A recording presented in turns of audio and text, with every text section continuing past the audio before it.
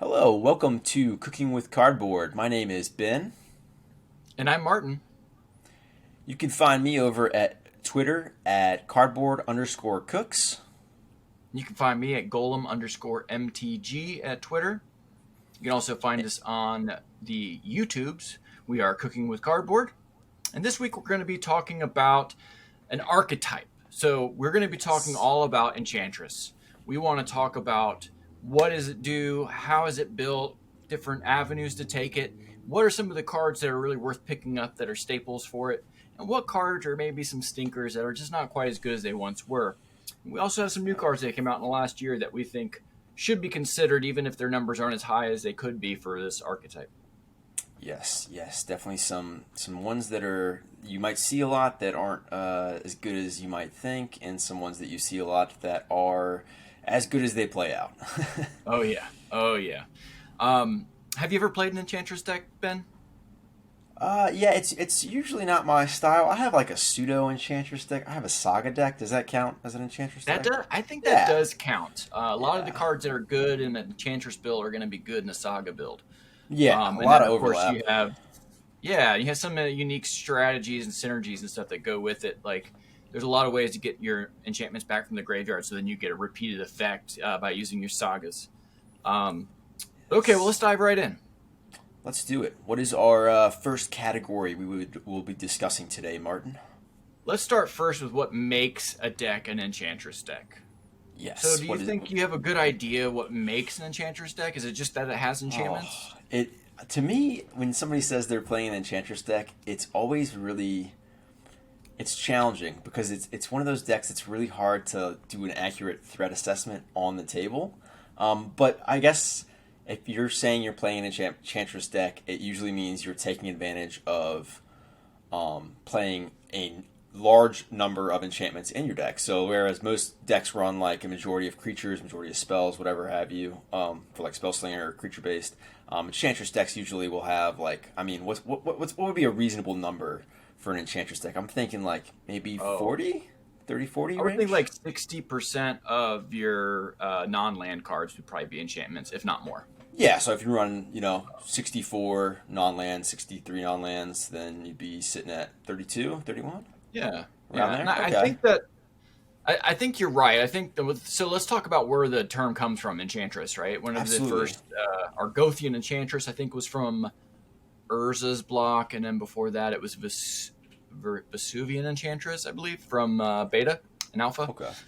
Basically, the creatures just say when you cast an enchantment, you draw a card. So that's where the term Enchantress comes from, and I really think that that's going to be your threshold. Is going to be a lot of enchantments and likely some benefits for having a lot of enchantments. Yes. Um, Yes. but there are some strengths and weaknesses to this archetype. Can you point out any of the strengths that you see? Yeah. So a lot of Enchantress decks will have a value engine that is hard to or not hard to. It is um, harder to interact with because a lot of their value engine pieces do not always live on creatures, which are more vulnerable to more common or more likely to be seen at most tables. They're Right. also pretty notorious for, like I mentioned earlier, the threat assessment. They're a very camouflaged level of threat where it's hard to accurately say at this point in the game they became the threat because it is a very um, exponentially they will slowly look very innocent, and then oh wow, I can't touch any of their stuff. Everything has hexproof, and if they I kill one, it just comes right back. Like it's Yeah. So one yeah, of I agree. those. I feel like some of the strengths are is that they have these engines that are very hard to interact with. There is some Yes, interaction though, which has become more and more relevant these days. It seems like every other creature or every other spell it gives you an option to destroy artifacts or enchantments, yes, or possibly even destroy all of them. It seems like every set now gets a new creeping corrosion of some kind that will destroy, all of the artifacts and enchantments, which could be a bane to these decks. But they're also printing a lot of save all your stuff spells that can help protect it. yeah. That's fair. I feel like a lot of I know Druid of Purification is one that a lot of people are pretty high on, and like the Mm-hmm. I mean, what's the really popular one?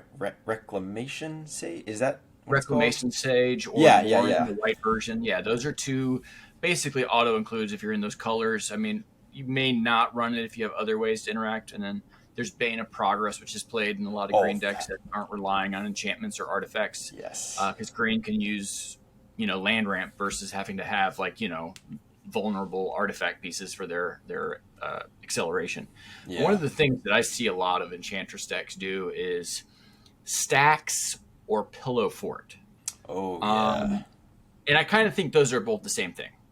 Mhm. So pillow fort sounds more fun. And in fact, a lot of casual players don't get as upset about the pillow fort stuff. It's a little more As they, innocent. Yeah. yeah, because it just prevents people to attack you. Taxes the attack phase, which if you don't attack the player, then you don't get taxed. Yeah. It doesn't stop you from casting your spells or anything like that. So a lot of people are less Less salty. aggravated. Yeah, Yeah, salty. yeah. But the pillow fort, I mean, the pillow fort suite from Enchantress decks is played in a lot of decks that are not Enchantress decks. I mean, I've seen Sphere of Safety, which is white, 4 colorless for an enchantment, and creatures cannot attack you unless their controller pays X for each attacking creature, where X is the number of enchantments you control. Obviously, by itself, it's not great, but if you've got a decent amount of enchantments where there's 2 or 3 enchantments, all of a sudden it's as good or better than Ghostly Prison, which of course would also be in the same Oh, deck, or yeah. Propaganda if you're in blue. It's definitely one of the strengths of why people play these cards. That, and then of course the velocity. Yeah, I feel like the Sphere of So Safety, much velocity. a lot of casual commander decks, if you have a Sphere of Safety that is well placed in a game of commander, they're not able to overcome that. Like Mhm. at a rate that's like a reasonable, like you'll be able to Yeah, assemble whatever combo or your game winning piece before they can actually overcome that Sphere of Safety. It is backbreaking to a lot of casual decks. it is. It is. And it also draws and ramps really well. So the velocity I was talking about is once you start getting these pieces down, each turn is exponentially more uh, powerful than the last. You end up drawing more and more cards each turn because you get more and more pieces that draw you card each time an enchantment is cast or enters the battlefield. You also end up ramping. So as you draw a lot of the cards, there's ways to get those lands into play so that you can keep playing more and more spells. And that velocity is really what I think makes Enchantress so alluring for people. Is it's almost like a machine that you're making that gets more snowballs and gets more powerful as the game goes on. Yeah, Um, for sure. but what about weaknesses? Do you have any ideas what you think the weaknesses of these kinds of decks are? I mean, like any archetype, there's going to be a personal weakness as Enchantress decks tend to take a lot of game actions, which for me is one of their biggest weaknesses and one of the reasons that I tend to steer clear of the deck. Hmm. But outside of that, I mean, off the top of my head, it is hard for me to just say, hey, this is one of their biggest weaknesses. I guess, oh, interaction would probably be some of the points that I'm like, okay, a lot of they're not going to run a lot of instant speed interaction. It's more of like you were kind of getting at with the taxation or stacks mechanics that are preventing opponents from doing detrimental actions to their board state. I don't know. What would Yeah, you say their biggest weaknesses are in your mind? I actually think it is the interaction. So the Okay. interaction that these decks normally run or can run that still fits within their game plan is going to be largely permanent based interaction. So it's very hard to interact on the stack. Yeah. And the interactions they do have that help that are stacks, like taxation pieces or things like Dranth Magistrate could be run in this deck like this, where they just can't cast spells anymore out of their command zone, or if they're an exile Hmm. based casting deck or whatever. Um, and that combined with the difficulty to interact with them, where creature removal is usually not very good against this archetype, makes people that are scared of the deck. So first, I think his interaction is kind of bad. Second is I think it really draws a lot of hate from the other players because a player will sit down against an Enchantress deck and they may think, well, I've only got like 2 or 3 ways in my whole deck to interact with enchantments.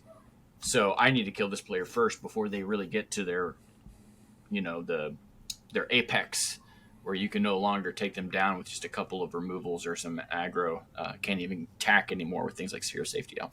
Yeah, yeah, and like Definitely. it's also a very political play from the Enchantress deck. Like it's an easy route for them at the beginning of the game to say, whoa, whoa, whoa, why is all this aggro and focus coming on me? I've played one creature, you know? It's easy for them to kind Right. of throw their hands up on those early turns and say, there's no reason to target me. Look at my board state. Yeah. Very No, dangerous. I have played with players where they don't realize that the archetype they're playing is going to make them a threat, even though maybe their board does not seem threatening, because it's the threat of getting to a point where you can no longer reel the game back into control for the other players, or have a chance to even close the game out.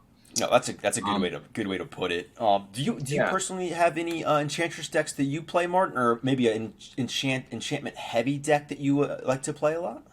I have not, and one of the reasons why is that the deck has a couple more problems that I have with it, which is Okay. there's not a lot of good finishers, and it Yeah. kind of tends to durdle around.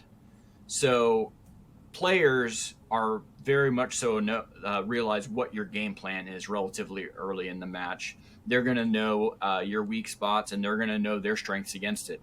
Like, for example, when I play my Henzi deck, when I see an Enchantress deck, I don't really worry too much because I have multiple board wipes for enchantments. I have Graveyard Hate to keep them from recurring things.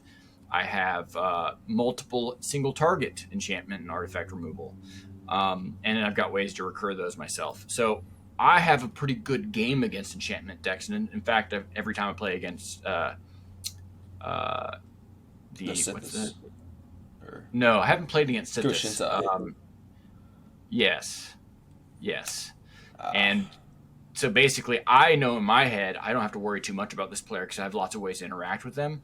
But I also don't tell everybody else that I have lots of ways to keep them in check, so that other people worry and then target them Close to instead the of targeting me. chest. Yeah, Yeah, yeah. Well, that's funny you say that because usually when I sit down with most of my decks and I see a Go Shintai, I'm usually like, I've got to get my swings in before he has too many shrines on board that I'm able to do anything. So it's funny exactly. that different decks can play differently against that archetype itself. Hmm. Absolutely, absolutely. So that brings us kind of like we have some understanding of like why you would want to play it, and some of the weaknesses, some of the strengths. But there's also a bunch of different types. Like we said, like what makes an Enchantress deck an Enchantress deck? It's not just that they have some enchantments, but it's really core to their strategy. So I really like to just talk about some of the different ways you can build the deck. And the most common is constellation based, like either enters the battlefield or cast triggers effects that allow you to snowball your advantage. Yes. Can you think of another kind that you know of, Ben? Well, Enchantress decks can also fairly aggressively go with a Voltron build. I know Tuvasa's out Mm-hmm. there making noise around the scene. She's really powerful. Who was There's that? also, oh, she's just really powerful. I didn't catch the name of the commander you mentioned. Oh, is it Tuvasa or I hold on? I'm probably missaying her. It's the one where you play. Voltron enchantment. Let me see. Hold on. Oh, she's Uh, the gets +1/+1 for each enchantment you control whenever you cast yeah, your first enchantment spell each turn. Draw yeah, a that card. one. Yeah, so Yeah, I've yeah, been. she's pretty good.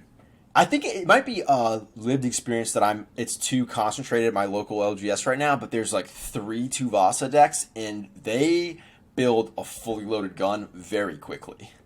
Yeah, yeah, that can be terrifying. And the interesting thing about Tuvasa is that you're not super reliant on auras. Like that's another one of the Voltron style strategies is something like Light Paws. Light Paws Oh gosh. at its core is an enchantment deck. Yeah. Not only does it run a lot of enchantments, but it is its primary win con, and they often will also run ways to draw cards off of them. They don't run all of the pieces, but they do run a lot of cards that say give plus power for the number of enchantments you control, and they try and remove opponents' creatures with enchantments and things like that. So I there's a hate that couple deck. Voltron strategies. But with Light Paws, at least, if you're able to get the Light Paws off the battlefield, you've set that player back quite a bit. But if you Yeah. kill Tuvasa, all those enchantments are still there. They weren't on her. So you now have to, when they recast Tuvasa for 5 mana or 7 mana or whatever third, fourth time they cast it, they still have a giant threat right away. And if they run Concordant Crossroads that could kill a player as soon as it comes down. 100%. Yeah. I know the other really popular one is more of like a token go wide strategy for some. Would that overlap with landfall enchantments as well? Because I know that those are really popular too. Those are just good. Oh, but yeah, landfall. So landfall enchantments, I would say, wouldn't fall under Enchantress, but there are a lot of token-based enchantment decks where okay, they're yeah, using the enchantment synergies to draw lots of cards and ramp, build velocity. But then they close the game by making lots of tokens, possibly closing with a Crater Hoof or something like that. And that's definitely a common one. Another one that it happens sometimes is like more of like a pillow fort control stack, like we were talking about before, where they really lean into that with things like humility.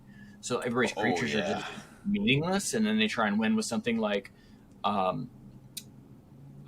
Second Sun. What's it called? The Approach to the Second Sun. Yeah, Approach to the Second Sun. Yeah. So they try and win with something like that, where it just says "I win the game," and everything in their deck is just trying to slow down opponents and just to stay alive until they're able to play their instant win con. But that's another one.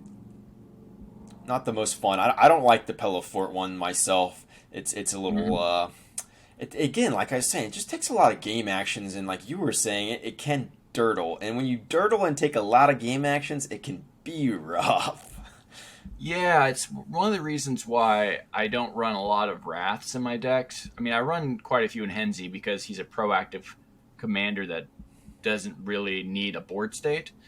So I do run quite a few in him because it plays well with my strategy. But other than that, I try and limit it to like 2 or 3 board wipes at most because I'm not trying to set the game back to 0. I'm trying to find a way to close the game. And that's kind of feels like a hard thing to do with enchantments.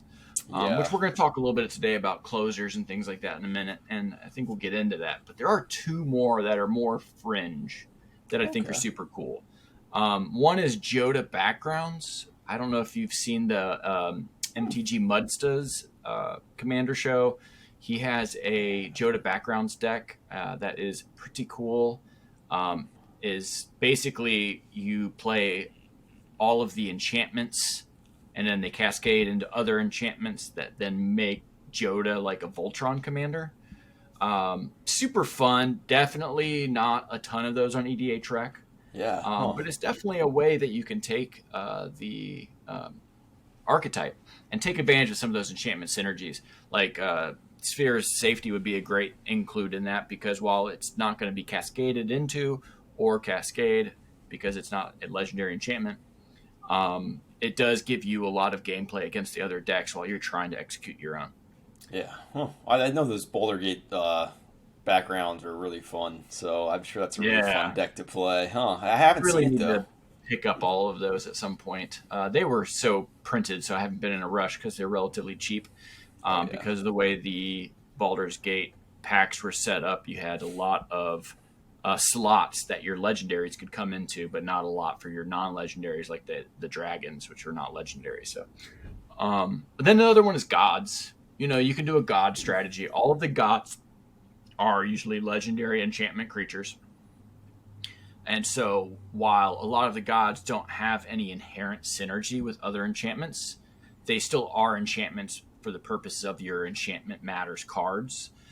So you can run like a 5-color Joda deck even, where you're running all of the different gods, and you can run World Tree and find ways to activate the World Tree to search for all these gods and put them right into play. Could be a fun, big kind of style. And there's been a couple of those out there, but it's definitely one of the least common ways to build this archetype. Yeah, the gods are really powerful. Usually they're pretty powerful by themselves, so that's a cool way. Another one that I really haven't seen very much of, though, in the wild. That's cool. Yeah, for sure. Well, next we're going to talk just a little bit about what the different colors are, how popular they are, and what they bring to the table for Enchantress. The most popular, can you guess the most popular, Ben? What is the most popular color combination? I mean, I would, off the top of my head, I know my own personal Enchantress deck is Selesnya. I know Sithis is so popular. I would say, is it Selesnya or super am I wrong close? There? Selesnya is second, but first place is 5-color. Oh, which okay. Huh. Would surprising because just a year and a half ago, it would not have been even in the top 4. Go Shintai has over 6,000 decks made by itself. Wow. Just that one card, over 6,000 decks. It's got 7,800 decks total amongst the 5 color, which includes like Jodas and things like that. Yeah. Also, the Asika, the commander that has the enchantment on the back where you can mill into other cards. I think planeswalkers and creatures only, though, which is kind of weird. But that one does have some decks on EDH Rec. But there's just enough 5 color to kind of push it over. But green-white is close behind at 7,000 decks. It's only shy about 700 or 800 decks. With Sithis being by far the most popular single commander, even more than Go Shintai. Sitting at almost 6,500 decks. Yeah, and then she's really popular. Yeah, exactly. She's so good. I mean, any cheap commander that has an embedded card advantage engine is going to be a great commander, and Sithis is no exception. Yeah, I know she's kind of the biggest CEDH, like the only CEDH Enchantress style deck too that sees a lot of play. I don't know if Zur still sees any play, like Zur the Enchanter. I know there was a deck around him for CEDH for a while, but something to note. Yeah, no, so the 5th most popular is Esper. Okay. So, and you get both Zurs. There was the original Zur the Enchanter where you can tutor for small enchantments. It's often seen in CDH as a stacked deck. But the other Zur is the new one where you can turn them into, for 2 mana, you can turn them into creatures, and they have like lifelink, which is another really, I think, pretty good one. But you do give up green in that one, and I really feel like giving up green is so hard. I feel like you want to be at least green and white, if not more, which is why I'm surprised Abzan is not more popular. It's only got 388 decks, with a large chunk of those being Miracle from the Baldur's Gate set. Huh? Yeah, that's weird. I know the new Zur is pretty crazy. The Merkle guy though, I've seen a few games with him, and he just runs away with it. Yeah. Well, so the thing I kind of have a hard time weird. including Miracle as an enchantment commander, a Enchantress commander. It's like not. Yeah, you don't play Enchantresses or enchantments. It's almost like an Aristocrats type Yeah. strategy where you sack creatures to turn them into enchantments, and then you still have enchantment synergy, so it technically still fits. But it's definitely a different unique commander. 7 mana, though, for me, has made it where I would not want to build that. Yeah. Because 7 mana for your commander is so much. Yeah. And then at that point, then you can start turning these creatures into into enchantments. It seems like that's a little late to wait. The Sultai also has quite a few in the Toad Rider, Yark, and Muldrotha. And then Bant, not only does it have Tuvasa, but it also has Estrid the Masked, which is a pretty unique commander. It's a blue, white, green, and it is a planeswalker. Blue, green, white, and a colorless. Comes with 3 loyalty, +2 allows you to untap each enchanted permanent you control. -1, create a white aura enchantment token named Mask attached to another target permanent. The token has enchant permanent. The token has enchant permanent and totem armor. And then, so basically, she can protect your your permanents, make them enchanted, so you can untap them. Basically, give them vigilance, or use their tap abilities multiple times. And then its ultimate is -7. Put the top 7 cards of your library into the graveyard. Return all non-aura enchantment cards from the graveyard to the battlefield, and do the same for aura cards. Huh. So definitely a different feel for her. It doesn't seem like she's trying to do the global enchantments based control draw card strategy. It's more like creature based, trying to untap your stuff, but then with a pretty big ultimate at the end. Pretty different. Not my stuff. I'd lean more towards the Sithis or Go Shintai or maybe Yeah, I kind of see why there's such a big gap between the Selesnya 5 colors and all the rest, because Selesnya and 5 colors are just so inherently powerful. Like you can add in some synergies and a little bit of flavor, but you don't really have to go too far off the tree to find all the juicy apples when you're getting rewarded for playing the game, basically. Right. Mm-hmm. So the color rolls, like why you'd want to be in certain colors. Obviously, we just talked a little bit about it, but like white has almost everything you want. It's got tutors, it's got finishers, it's got a little bit of draw spells, but it's also got like the stacks and the protection, and then like the mass reanimation, like replenish. And it's got great removal with the ETB, like Oblivion Ring and things like that. Green also has a lot in mainly its ramp, the best ramp. We all know that, Oh but yeah. a lot of it's enchantment based ramp, which is really good. Card draw and some protection like heroic intervention. Black tutors, removal, not a lot of enchantments. Not a lot of like there's some Reasons to be in black. there's like weird constellations in black that are not very good. Well, yeah, I do like Doomwake Giant. I mean, that's a fun one because nade one for each enchantment. But then you're kind of needing to storm off on your enchantments, which can be a little hard. And they usually see it coming because you got to have your Doomwake out for a whole turn. So, Yeah. I think blue does bring a lot, which is why I think Bant is the best 3-color combination because you do have stack pieces like Rhystic Study. You have lots of great draw that maybe is not dependent on a board state, so you can recover quicker. And then, of course, it's one of the only colors that has a instant speed interaction on the stack. Yeah, that's fair. I feel like blues enchantments you see are usually either really powerful or really weird. Yeah. Yeah. So one of the color combinations that I want to brew with is going to be red-white Ooh. Enchantress, Okay. using things like looting effects to get enchantments into the graveyard, and then the white reanimate all enchantments back into the battlefield for some big, powerful haymaker kind of enchantments. That'd be a cool deck. Yeah. Yeah, I think it would be cool. You got to think you have the Fable of the Mirror Breaker is a red enchantment. It lets you loot 2 cards. You also have from the same set, the Dragon's War. It's red, 2 colorless. It does 2 damage to everything on the first one, but you can just speed ahead to the second one unless you discard any number of cards Oh to draw yeah. it. And then it turns into a 4/4 dragon, which is not the worst. I'd really just play it for that second ability. And then you also have Wheel of Fortune and its ilk, Wheel of Misfortune, to get stuff into the graveyard, and then you can run all of the white reanimation spells, which could be a fun strategy. I can see that because it's so explosive. Yeah, you get the best enchantment in the whole game. You get Smothering Tithe. Yeah, exactly. Well, white definitely has an embarrassment of riches. Especially here lately, yeah. Yeah. All right, next thing on the to-do list here is talk about some staples for this archetype. We got 3 kinds of cards here. We've got cards that we think definitely deserve the hype, and they're definitely includes in any of these lists that we build. We're going to talk about some cards that we think maybe aren't as good as some people think because they get shown up way too often in EDA Trek. And then last but not least, newer cards. And new for us today is going to be about a year. And we can talk about those a little bit, which ones we like. And we'll notate also if it's for a certain kind of enchantment build. Like obviously some cards that are going to be good in like a Voltron style deck won't be as good in like the Pillow Fort style deck. Yes. Ones that are good across the board or just in that niche kind of scenario for enchantresses in general.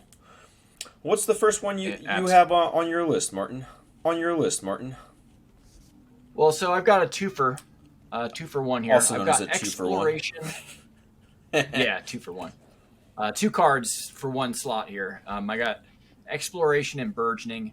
Exploration is 1 green mana enchantment, so it's cheap, and it lets you play an extra land every turn. Not only is this a cheap enchantment that can help count towards your enchantment count, but it also does something super important. It allows you to play extra lands. Rampant Growth is fine in a deck like this, but you're drawing so many cards. So if you can find ways to play extra lands, that's probably the best thing you can be doing versus actually trying to ramp to search for certain lands. Yeah. How about you? Do you like exploring? Oh, Burgeoning is the other one. Burgeoning is green enchantment. Whenever a player plays a land, you can put a land from your hand into play. So you could realistically drop 3 or more lands a turn cycle after you add on other players' turns. So you're able to make sure all of the lands you're drawing are going to be in play versus clogging up your hand and causing you to discard hand Yeah, size. and I think those two to start with are just there's a reason those are staples in the Enchantress style because it's like you have like you said rampant growth, your classic green ramp. Sure, you could play that instead. The benefit though of running those two is your ceiling is way higher. Like sometimes some games and situations when you draw those, they're gonna act just like your rampant growth, but I would say like upwards of 70-80% of the time, they're going to be twice, if not three times as good. So I 100% agree. Great staple. Exponentially better. Burgeoning especially. Exploration still caps out at just one more land a turn. But that extra land drop each turn is really adds up. Yeah. You would have to discard the hand size if you used a rampant growth instead, if you were drawing lots of extra cards, where exploration lets you get rid of a whole extra card in your hand. 100%. 100%. Okay. How about you? What's your first? First up, we have the Green Lady herself, Sithis Harvest Hand. She's a classic. We already mentioned her. She's the Selesnya enchantment creature nymph. She has whenever you cast an enchantment spell, you gain 1 life and draw a card on a 1/2 body. She overlaps, outshines a lot of the 3 CMC creatures that have that enchantment, ETB draw a card or cast draw a card, because she sits at 2 CMC. She's great. Right. Great as the the head of a commander deck. Or go ahead. Which is hers? Is it ETB or cast? She is on cast. Okay. But like I was saying, she's just great at the head of the commander deck in the 99 for any Enchantress style. She's gonna let you do what you want to do. She has that gain 1 life, which maybe is irrelevant, and you're just kind of taking that as the cherry on top. But you can also build towards that direction if you'd like to. Like there's a lot of ways in those colors that you can put that to your advantage for basically free. Yeah, life gain is definitely a one of the most common build arounds in white and green. So Selesnya colors. So you definitely can find good use for that, especially if it's enchantment based. That interacts with that, where an enchantment triggers, and there are cards like that. So you said that you possibly put it in the 99 of other decks. Would you put it like in any enchantment-based command deck that plays green and white? I mean, or do you think maybe there's some builds that it wouldn't be as good in? I mean, honestly, the worst case scenario, it's a crappy 2 CMC creature that I guess if you don't play correctly, you won't cantrip off of. I don't know. What do you think, Mar? Are you not running this in like your specific like Voltron strategies, or maybe like your I don't know. Honestly, no. I think I'd throw this in most 99s. The only time I wouldn't, like, I don't play it in my Saga deck because it just kind of is a cracked card and I don't like it. But yeah. So a power level issue versus a would it be good issue. That's right? the. Like, it's not like it's not good enough. It just might be too good. And I agree with that. I think you would include this in any deck that has a certain threshold of enchantments in the deck, like 30 or more enchantments. I probably run that every deck that way. I guess right? you bring up an interesting point, though, just off the top of my head. I was saying if you are trying to do a performative hoop to jump through with a reanimator, I guess you wouldn't put this in because it's cast. You're right. There is a certain deck that doesn't. You're right there. Yeah. But my reanimator based deck I'm talking about was red-white, so you couldn't run it. Oh, yeah, okay. But I would still probably run it if I built that deck Naya instead. I'd probably still run it because you're going to be running things like Fable of the Mirror Breaker, which will draw you a card. Yeah. And it's still going to be good. It's just not going to maybe be as broken as it would be in other decks. A lot of the enchantment decks start feeling like a storm deck where you're doing like 5 or 6 spells in a turn, which is why a lot of the mana reduction cost cards are so good in Selesnya, to get those enchantments down as cheap as possible so you can draw through your deck and just dump your deck into play, basically. Yeah, definitely a unique play style that's not for everybody, but if it's for you, maybe those are 2 cards. What's next on your list, Martin? What do you got number 2 sitting at? Destiny Spinner. A good one for sure. I've seen a lot of Destiny Spinners in my day. Yeah, Destiny Spinner's a good one. It's a green and a colorless for a 2/3. It is an enchantment creature human, so it's going to trigger your enchantments too, which is awesome. And you can pay a green and 3 colorless, and target land you control becomes an XX elemental with trample and haste until end of turn, where X is the number of enchantments you control. It's still a land. And it says creature and enchantment spells you control cannot be countered. So this card really's strongest point is going to be in formats where counters are a thing. And you being able to get through that I win the game enchantment towards the end of the game with this guy in play is huge. But to be honest, every 5 mana you can make like a 10/10 trampler. And you're going to have tons of mana if you've got the burgeoning and you're drawing all the cards. You're going to be able to possibly attack with 3 of those guys, 10/10s, 15/15s.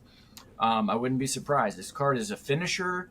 It's utility, and it stops your stuff from getting countered. It can block a Ragavan or whatever, like some small creature. It's got some stats, 2/3, not great, but at least something. And it's really kind of innocuous. I don't think most people look at this card and get afraid. Yeah. Right? They see Sithis hit the board, they're going to be afraid.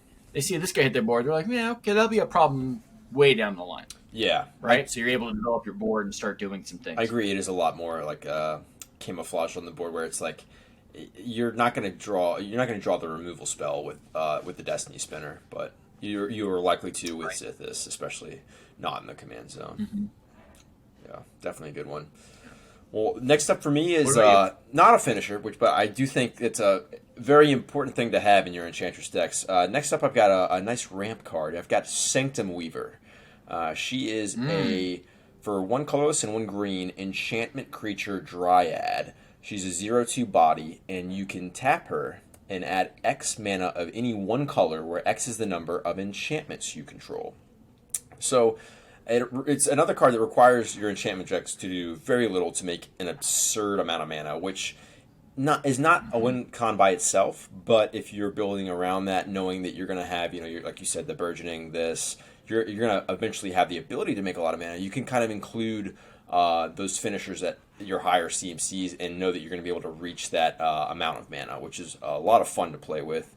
Or you could just run your more expensive enchantments that tend to do more backbreaking effects, which is a lot of fun to play with instead of playing the more cheaper, below 4 CMC spells. But it's another card that's really good at any time in the game, especially if you're running a lot of haste enablers. I know that's very color dependent, but if you can if you draw this, you could do boots or yeah, that is true. But if you're playing this on turn 2, it's basically acting as a really dependable mana dork. But if you're drawing this late and you have the boots or any kind of haste enabler, you're making a lot of mana that time or that turn for a 2 mana investment, which can be very you can take advantage of that fairly easy in the Enchantress style decks. Yeah, you're able to dump your cards from your hand into play with that guy in play. It just allows you draw all these cards. You're not only drawing a pile of cards each turn, but you're also dumping, your library into play. It's really powerful, and it's kind of shocking how cheap the card is for what it financially. Does. Yeah. I think if that card had been printed in a Commander Precon instead of in Modern Horizons 2, it would be a lot more money. Because how strong the effect is. These are the kind of cards I like to pick up. Make sure I have in my collection, because there will be a time where its scarcity catches up with its value. Worst case scenario, I have a card that I picked up cheap that's a staple, and I have it in my collection. So there's no risk in picking it up. But Modern Horizons was opened so much. The set was so chock full of powerful mythics and Ragavan and the elemental cycle, the free elemental pitch elementals. Oh yeah. And then you also have all the fetches were in there, and so just a pile of very powerful cards in that set. And this one just happens to be a rare that's now cheap because how many got open more than the demand was. So take advantage of it. Definitely pick it up. Yeah. Yep. What's the third one you got on your list, Martin, for staples? I got another 2 for 1. Sterling Grove or Privileged Position. Oh. So Sterling Grove is a green, a white enchantment, and your other enchantments have, I believe it's Shroud, and you can also pay 1 and sack it to tutor for an enchantment from your deck and put it in the hand. So it gives some protection, which is why I think it's so important, but it also can be a tutor. 3 mana tutor to search for any enchantment's pretty good. In fact, that's Idyllic Tutor's mana cost. So if you're in green and white, I think you run this over your first Idyllic Tutor because it does more. Absolutely. and it can be recurred with your enchantment-based effects. Really good. No. And privileged position is 2 colorless, and then hybrid Selesnya, hybrid Selesnya, hybrid Selesnya. So 5 mana total. And it's an enchantment that just says all of your other enchantments have, all of your other permanents have hexproof. Hexproof? I'm not sure if it's hexproof or shroud. Yeah, but definitely 2 really, really powerful ones, though. I've actually seen a board state that has both of them, and so that everything just has hexproof or shroud, and it is gross. And the Sterling Grove is a really good call out just because it's so powerful. You don't realize a lot of decks, like we said at the beginning, won't have an ability to interact once or twice in their whole game with an enchantment. And now you're saying, well, you don't get any opportunities to interact with my enchantments. Yeah. Yeah, I mean, you have to. This ends up being a lightning rod, because other permanents you control have hexproof. I did confirm it's hexproof. Okay. So this one can still be targeted, but it just makes it that much harder where people have to jump through. The cool thing about this card right now is there's a beautiful borderless version from Double Masters 2022 that you can pick up for $2. Crazy. Yeah. Pretty good. If you're thinking about building one of these Enchantress decks, I'd recommend picking that one up. Definitely. Good deal. Yeah. So I like both of those. So when you look at what people are running for removal, there's a lot of powerful removal options that people run because of their flexibility. Things like Chaos Warp, things like the gift. The gifted elephant. Gifted elephant. What is it called? Or Beast Within? Yeah. Beast Within's the green one, Generous and then the gift. white one. Oh my god, we got there. Generous gift. Yeah, Generous gift. Yeah. Sorry, I'm so bad at I names. had a brain fart. You're fine. Well, I'll do, but I don't know the names. But so a lot of those cards target, and so people rely on interacting with things like enchantments and artifacts with these cards that are more flexible because they don't want to have something like naturalize in their deck because it's too narrow. But even if they had naturalized, it'd be targeted. So these cards protect your key pieces. It gives one way to protect your cards on board that costs no mana. Yeah, which is pretty clutch. There's been so many enchantment decks I've played against where if I wrath their board of enchantments with the Band of Progress, they just lose, right? And so you also want to run other things like heroic intervention and things to give your cards indestructible or phase them out, some way to protect them. But then these also help from spot removal, which makes them so valuable. Yeah, very valuable. And even if they remove your Sterling Grove, you're still gonna you're able to leave 1 mana pretty frequently, where you're just gonna take advantage of, like the tutor's still gonna happen, which is, like you said, alone, that's worth it for 3 mana investment. What you got next? Speaking of 3 mana investment, I have one of my favorite creatures to run in my Enchantress deck, and that is Cetisan Champion. She's 2 colorless and a green for a human warrior 1/3 and has Constellation. So whenever an enchantment ETBs under your control, put a +1/+1 counter on him or her and draw a card. So not only are you getting that Sithis effective every time enchantment ETBs, Sithis is cast this ETB, but that ETB on enchantment, you're drawing a card, but you're also making a beater of a body. If you're running a lot of cheap enchantments, it will not take long to get this guy very big, and then you have a way to either make him unblockable or give him trample, and you're going to be swinging with a giant creature. Or if you're playing him in more of a Pillow Fort style, you just have a really good blocker, which is something that sometimes you need against certain style decks as an Enchantress player because you don't have a lot of blockers. But a lot of value engine on a stick and can be a beater, so a very flexible card. Really, really have had a lot of fun playing this card. So, what do you? And that's ETB, not cast, or is that yes, cast? Yes, it is ETB.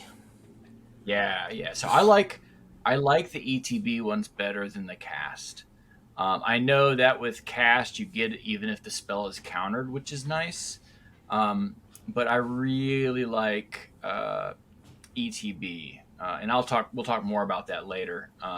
But for now, something to note. Awesome. What card do you have next on your list, Martin? Are we on number 4 here? Yeah, 4 for me is Starfield of Nyx. Oh, that's a good one. Starfield of Nyx is a white and 4 colorless. It is an enchantment, obviously. And it says, at the beginning of your upkeep, you may return target enchantment card from your graveyard to the battlefield. And as long as you control 5 or more enchantments, each other non-aura enchantment you control is a creature in addition to its other types, and has base power and toughness equal to its mana value. So we've talked a little bit about closing the game being one of the weaknesses of Enchantress sometimes, is that they dirtle around and they end up not having a way to actually kill the other person, or ends up being a slow way to kill the other person. This is a way to close the game out almost instantly, at least take out a player. And it also gives you some recursion, so that as long as you have Starfield of Nyx out, you slowly rebuild your Pillow Fort pieces or whatever you have to try and make sure you are in the game. Yeah, no, the recursion is definitely one. It can be it's a great way to close it out if you have those expensive enchantments you can bring back. It seems like a really good card. Mm-hmm. It is very, very powerful. Yeah. How about you? What's your last one? I've got 2 more on here. Two more. This is your fourth. Good. Okay. Fourth up, we've got Dryad of the Elysian Grove for me. Everybody knows this one. It's a very, very common one. The Jolly Green Giant, as I like to call him. He's 2 colorless and a green. Has you may play an additional land on each of your turns, as well as lands you control are every basic land type in addition to their other types. He's an enchantment creature, Nymph Dryad 2/4. So it's kind of my first one that maybe you don't include this in every deck, but if you're playing more than 2 colors, you're probably going to play this. You might still play this in 2-color Enchantress decks, but it's really you're taking advantage of the entirety of its value if you're playing it in more than 2 colors, just because it's fixing your mana, which is very valuable. It also is. It's triggering the enchantment ETB, that constellation effect on any of your other cards, which is really valuable. Right. And you get to ramp on it, so you're able to ditch when you have a handful of cards. So it's really a lot of value on a creature.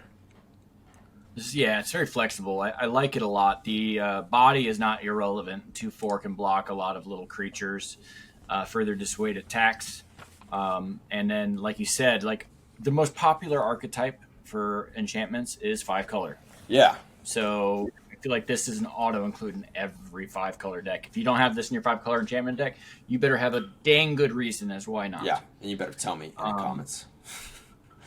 Yeah, tell us in the comments for sure why you're not. I mean, I would really like to know, because I think even in a higher power level deck, this is the kind of card you'd be willing to play. Yeah. Because that's a big problem in enchantment decks, is you end up drawing all these cards and you need ways to get more lands into play. So 100%. This is just pretty flexible, powerful card.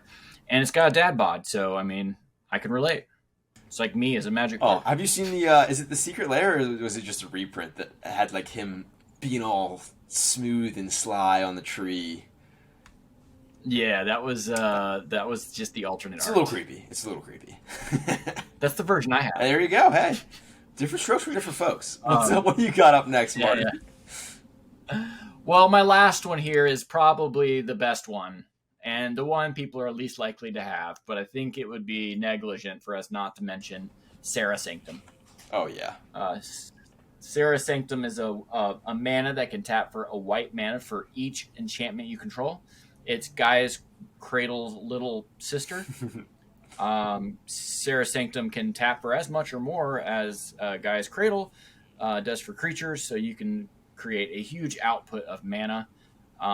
It's a whopping $250 or $220 for a played copy, possibly heavily played.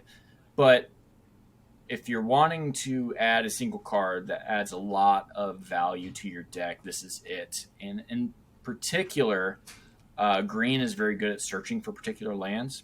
Not always putting them into play, but just tutoring them out. You can find this more consistently, which is going to give you explosive turns. I would recommend not playing it until you've already got a Pillow Fort set up, because people are going to start targeting you when you have that kind of mana advantage. 100%. Yeah, this is kind of the red flag where it's like, oh, this guy's doing a little much. But yeah, very, very powerful card. Hard to interact with too. Like the the Sanctum Weaver that you Yeah, mentioned yeah. is similar. It's stronger because it can tap for any color mana, so it fixes your mana. Very good in like 5-color Enchantress decks. And also a lot of the enchantments you end up playing when you're snowballing towards the end of the game end up being green. So Yeah. having the green mana is nice, which is good. But it's easy to kill. Like It's a creature. Yeah. it's a 0/1 or something, right? It's tiny. 0/2. Yeah. So Very easy to remove. Harder to remove a land. harder to interact. Yeah, for sure. But yeah, so those are my 5 that I feel like probably belong in almost every enchantment-based deck. But what's your last one? Yeah, I'll on that note of that land you mentioned, I did when I was building my Enchantress deck. That was one of the first builds I had, and I saw that card on Scryfall, and I was like, oh man, that land is perfect for this deck. I'm definitely putting it in. And then I saw the price tag, and I was like, oh my, there's a reason that I thought it was really good. It's really good. Yeah, but there's good news. There are printers, and you can print one. Hey, there we go. That's that Amazing. smooth brain. I need to get on that Smooth level. brain. Yeah, my last one here is Or just take a marker and like write on your planes. guy's cradle, scratch it out, and say Sarah just Sanctum. right on your guy's cradle. It makes way more sense. Yeah. Yeah, this guy's cradles yesterday. Dude, that's a dude. power. This is just That's a flex. If you are showing up to EDH night and you have a Sharpie on Gaia's Cradle, that is a flex. There's on Reddit. There's a subreddit like NPC proxies or whatever. Oh, okay. Where people make their own art, and there's a guy or girl that did a series where they do like Soul Ring, but then they're scratching out Tabernacle to turn it into a Soul Ring. So it looks like you took a Tabernacle hilarious. and defaced it and turned it into a Soul Ring. And then other versions of that, like, change of Mephistopheles turning into something else. But it's just, That's hilarious. it's really cute. I That's like it a lot. Clever subreddit. That sounds funny. Now, last one up for me is another kind of a niche one, but a really powerful card nonetheless. It is part of that God cycle you mentioned. It is Karametra, God of Harvests. She is a 6/7 God, legendary enchantment creature for 3 colorless and Selesnya, 1 green, 1 white. Indestructible, like all gods, and as long as your devotion to green and white is less than 7, she is not a creature. And then whenever you cast a creature spell, you may search your library for a forest or plains card, put it onto the battlefield tapped, and then shuffle. So it's pretty powerful in of itself. It's not going to be likely to be removed because it has that indestructible clause. There are ways to exile your enchantments or creatures when she's turned online, but you're pretty easily able to take advantage of her. And Selesnya, like we said, very popular way to build your Enchantress styles, and it gives you another draw card, or not draw card. It gives you like additional mana. So if you're going in that direction of, hey, I'm gonna make sure I have a lot of bigger enchantments that I want to play, this is a way to get you some more of that land ramp, which is really cool. The only problem, and it doesn't really fit into decks that are not running the creatures. So if you're flirting with that like 60, 70, 80% creature, or 60, 70, 80% of your non-land spells are enchantments and not creatures, then you have to be careful. Like, this does not belong in that kind of Enchantress deck. But if you're running a normal amount of creatures in your Enchantress decks or enchantment creatures themselves, this card will take you to where you want to go. Yeah, I definitely feel like this is really good for enchantment creature based decks, or decks that run creatures to put enchantments on. I would not put this on my solid staples list personally, but I definitely wouldn't fault you for doing that. Yeah, definitely a bit of you have to be in a certain situation for Enchantress to be running. Yeah, that's fair. Yeah. So, but it is a powerful card, and like you said, the indestructible is really good, especially in the Gods deck. A lot of those are creature spells. They're not creatures when they enter the battlefield, but it's pretty good stuff. Yeah. Do you want to start with? So our next section is the old bad cards, or cards that cards that maybe show up a lot in the EDH rec that we believe maybe shouldn't be showing up as high as they are anymore. Yeah, I could definitely start this section off with a bit of maybe a spicy one that maybe not everybody will Mm-hmm. agree with, but I think, and I'll admit, I'm a hypocrite here with this first selection, but I will stand by it. It's Ghostly Prison. For those of you not Yeah. familiar, it is a 2 colorless and 1 white enchantment. It says creatures can't attack you unless their controller pays 2 colorless for each creature they control that's attacking you. So it's, again, I run in my own Enchantress deck. It's an enchantment that's very common. It's very cheap. It does what it says. It's not like the Golden Goose. If you get it on turn 2 or turn 3, it can play decent. The biggest problem with this is if you're drawing it past that point, it's really not doing much. You're gonna save a couple points of life. Like you'll be able to redirect a few attackers, but at the point where this is like at the point where you're in turn 7, turn 8, you're gonna be running into situations where people have the mana for one reason or another. If it's just normal playing lands every turn, or they have there's a million ways to make infinite mana. There's people that are gonna have a giant beater, so they're only paying 2 to attack you. They're just gonna be swinging in, especially if you have gotten past the point where you're playing this in Enchantress decks that you're showing your hand. Like if you're the threat on board, they're gonna pay to attack you. So I don't think, and I don't think that you should be running this as much as we are in Enchantress style decks. I think we should be leaning away from this, especially because at the end of the day, it's flirting with that stacks build where you're not progressing your board state as much as a card should for 3 CMC. How do you feel about this one, Martin? I think this is quintessential Enchantress. And it still is. But I understand your argument. But the reality is how many archetypes out there are trying to win by swarming? A lot. Going yeah. wide. And so 2 mana per 1/1 is a lot to pay. And this maybe people pay when they really need to try and kill you later in the game. But I think early game they're going to rather use their mana to develop their board. And so if they're putting down having to pay 2 per creature to attack you, that's going to make them not be able to develop their board state, which means they're going to have a harder time actually winning the game. So just in the games I've played and the games I've watched play out, it tends to do better. When I first started playing Commander, I'm like, this card is garbage. I don't like it. This is just a waste. They're just going to pay it and kill you. But it's not about the alpha at the end. It's about the steps along the way where they just say, well, I'll attack somebody else because I don't want to pay mana for that. Once you are the threat, and you shouldn't do that until you're in a winning position anyway, maybe you have to see your safety out.